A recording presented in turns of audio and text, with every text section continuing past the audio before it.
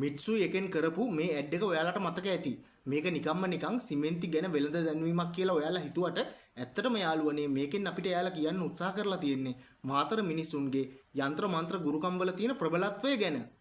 මේ තරුණයා යාබද නිවසේ තරුණිය සමග පෙමින් බැඳෙනවා. දිනක් ඔහු ඇයට මලක් දෙන විට එය තරුණියගේ පියා දකිනවා. තරුණියගේ පියාට කේන්ති ගිහින් ඔහු ඉඩම් දෙක අතර තාප්පයක් බඳිනවා.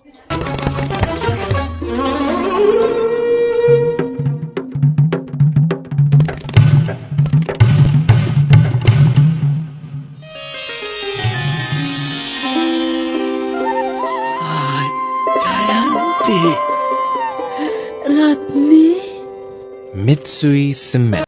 ඔයාලට තේරෙනව නේද වයසට යනකම්ම තාප්පේ සිදුරක් හරනවට වඩා තාප්පෙන් එහා පැත්තට පැනලා මේ ගෑනු ළමයව හම්බෙන්න යන එක ලේසි කියලා. ඒ නැතත් මේ දෙන්නට ගෙදරින් පිටදී හම්බෙන්න ඕන තරම් අවස්ථාව තියෙනවා. මේ මල පර වෙලා කළු පාට වෙලා තියෙනවා. ඔයාලට මෙතනදී බලා ගන්න පුළුවන්. සාමාන්‍යයෙන් මලක් පර වෙන්න යන්නේ දින ගාණක් වගේ පොඩි කාලයක්.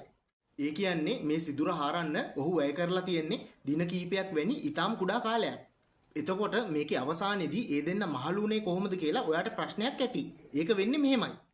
අතීතයේ ජීවත් වූ මාතර කට්ටනි මහතුන් තමාගේ විරුද්ධවාදීන්ගේ රුවට සමාන බෝනික්කන් නිර්මාණය කරලා ඒ බෝනික්කන්ව විවිධ වදබන්ධන වලට ලක් කරලා තියෙනවා කියලා ඔයාලා මීට කලින් අහලා තියෙනවද?